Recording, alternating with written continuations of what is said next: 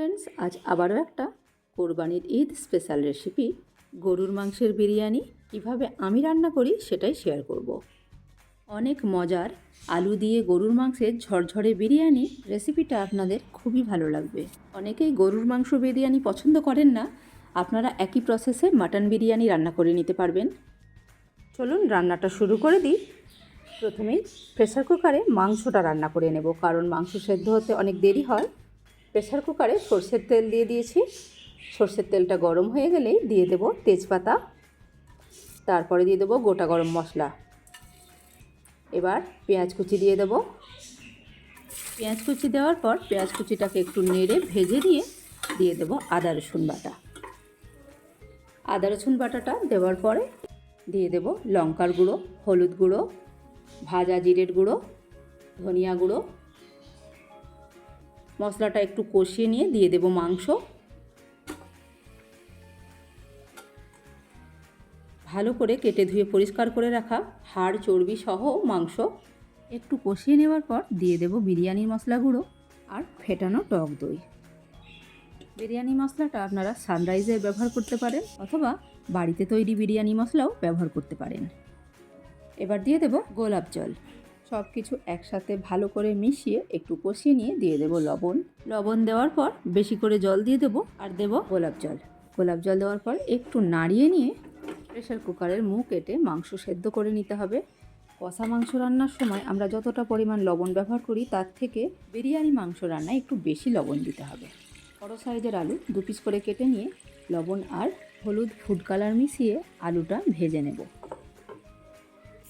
মাংসটা ভালো মতো সেদ্ধ হতে দেব। একদমই চুলার আঁচ অল্প রেখে সাদা তেলে আলু ভেজে নিয়েছি। আলু ভাজার গরম তেলেই পেঁয়াজ বেরেস্তা বানিয়ে নেব। বিরিয়ানির চাল আধ ঘন্টা ভিজিয়ে রেখে দিতে হবে। এবার প্রেসার কুকারের ঢাকনাটা খুলে দেখে নেব এক পিস মাংস তুলে মাংস সেদ্ধ হয়েছে কিনা। এদিকে আমাদের পেঁয়াজ ভাজা বা বেরেস্তা তৈরি হয়ে গেছে, তুলে নেব।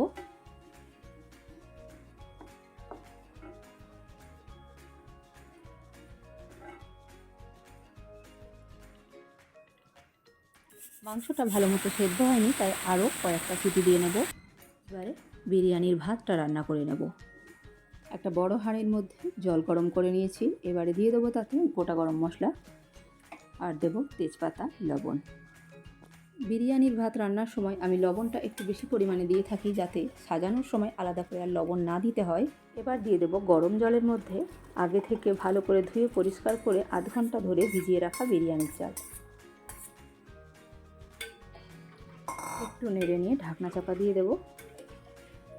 আমাদের বাড়ির সকলের অত্যন্ত প্রিয় একটি খাবার হলো বিরিয়ানি। বিরিয়ানি এইভাবে আপনারা অবশ্যই একবার হলেও ট্রাই করবেন। ভাত হতে একটু বাকি থাকবে, নামিয়ে নেব যেন 90% হয়ে যায়, কারণ দমে দিলে পুরোপুরি হয়ে যাবে। প্রেসার কুকারের ঢাকনা খুলে একদম ভালো মতো সেদ্ধ হয়ে যাওয়া মাংস অন্য একটা পাত্রে তুলে নেব আর এই মাংসের ঝোল ছাঁকনি দিয়ে ছেঁকে নেব। ইতিমধ্যেই বিভিন্ন রকমের রেসিপি ভিডিও আমি শেয়ার করেছি, আপনারা চাইলে সেগুলো একবার করে দেখে নিতে পারেন।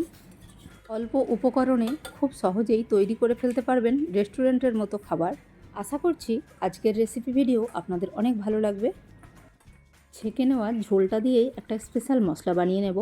ছাঁকনির উপরের মশলাগুলো ফেলে দেব। এই ঝোলের মধ্যে দিয়ে দেব গুঁড়ো আমুল দুধ, কেওড়া জল। গোলাপ জল যেহেতু মাংস রান্নার সময় দিয়েছি তাই আর দেব না। কেওড়া জল দেওয়ার পর একটু নেড়ে নিয়ে দিয়ে দেব বিরিয়ানির মশলা গুঁড়ো আর মিঠা আতর। এবার চামচের সাহায্যে ভালোভাবে মিশিয়ে নিয়ে একটা ধারে রেখে দেব। বিরিয়ানি সাজানোর সময় শেষের দিকে আমার এটা লাগবে। একটু শক্ত শক্ত ঝরঝরে ভাত বানিয়ে নিয়েছি। চলুন বিরিয়ানিটা সাজিয়ে ফেলি। একটা বড় হাঁড়িতে আগে থেকে ভেজে রাখা আলু, ভালো মতো সেদ্ধ করা মাংস, তার উপরে ফেটানো টক দই ছড়িয়ে দিচ্ছি আর দেব বেরেস্তা বা পেঁয়াজ ভাজা, বিরিয়ানির মশলা, সামান্য চিনি। চিনিটা আপনারা চাইলে দেবেন, না চাইলে দেওয়ার দরকার নেই। এবারে ভাতটা দিয়ে দেব। পুরো ভাতটা দেওয়ার পর একটু ঝাঁকিয়ে নেব।